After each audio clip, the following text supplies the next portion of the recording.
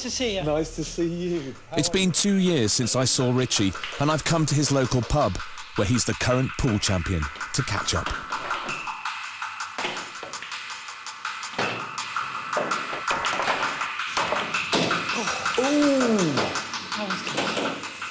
Thank you very much, sir. Thank you for that non-event. Richie's condition defies medical explanation. In the womb, his hands and arms simply didn't form, but he's never considered this to be a disadvantage. Since childhood, he's learnt to use his feet as hands.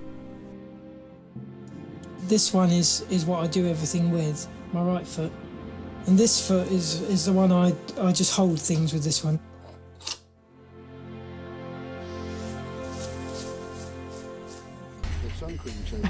Disability forces self-reliance, but it was always going to be a challenge for a man without arms to cope with the demands of such a physical trip. Mission impossible. The way certain parts of me are feeling at the moment, it might be. He went on the expedition to prove what he was capable of. His abilities amaze me. But his lack of arms meant he struggled in the harsh conditions. He couldn't keep his feet dry, and they started to break down. There's a few sort of people that are feeling the strain at the moment, including myself. With blistered and filthy feet, life became really tough for Richie. These boots are cut into my feet. My skin started sort of peeling off in places and things, and it's just got nasty, really.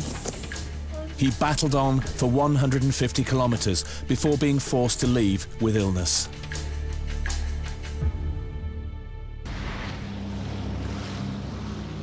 From the start, Richie was caught up in arguments. There was divisions from day one. There seemed to be two groups. There seemed to be the people that were born disabled and the people that have become disabled.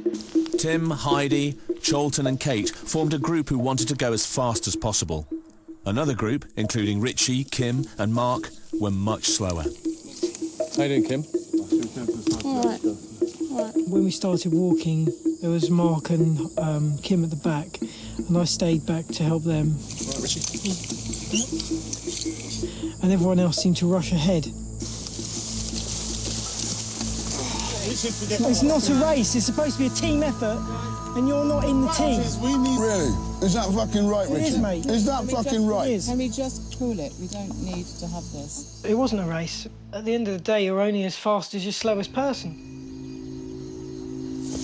You got some water for Richie? Do you want some of this stuff? Let me taste this. It's better than water. Richie stood up for the slowest members of the group because he could empathise with them. When you've had a disability all your life, you tend to understand it more than if you've become disabled.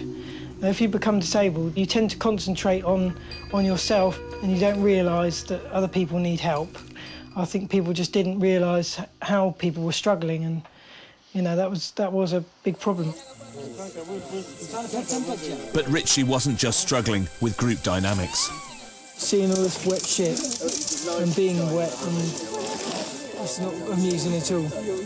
I'm not feeling at all comfortable at the moment. I just feel like I want to go home now. Like, personal hygiene's the main problem, really. After 8 days, the team had covered over 100 miles. And unbeknownst to the group, Richie was suffering with amoebic dysentery. Who else wants a tuna sandwich? Rich, No, I don't. you've got to eat, mate. I didn't want to eat because obviously it just came out the other end. He hadn't told us he was feeling ill, so there was little sympathy. I'm fine, honestly. Don't make a big deal of it, Ken, because you're just Listen, giving it is a big deal, mate. If you can't, it is a big deal. What do you want to eat, Richie? I'm not going to eat. I'm too covered in shit. I'll make myself ill. Richie, why don't you want to eat anything? I don't want a fucking big deal about it, Heidi. Fine. His lack of arms was making things too difficult and dangerous to continue. I don't need a lot of help going to the toilet, but sometimes I need, might need a bit. You have to know where the line is, and I didn't want to lose my dignity on TV by, soiling myself in, the middle of the deserts. At the end of the second week, it became too much for him, and he decided to leave.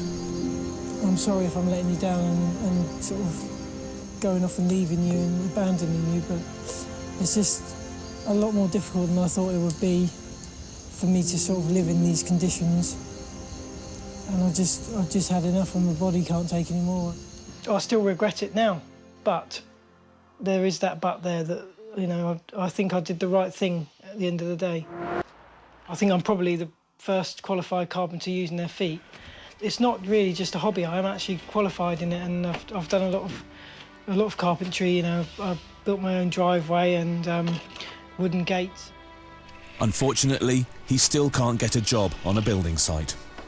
I wrote off to lots of carpentry and joinery businesses, but the trouble is it's all the health and safety. That's a big issue, because you've got to wear boots with steel toe caps on site. Obviously, I can't wear them because I've got my feet to use as my hands. So, you know, it's a catch-22, really. His applications for loans to set up his own business were turned down. The trouble is, when you're a practical person like me, people don't think that you can do what you say you can do. So you really have to prove yourself. And if they can find someone able-bodied that does the same job, then, you know, they're going to pick them, aren't they? It's ever so difficult to get into the construction industry or anything practical when you've got a disability. Despite his problems in getting a job, I can't fault Rich's determination, and hopefully that drive will get him where he wants very soon.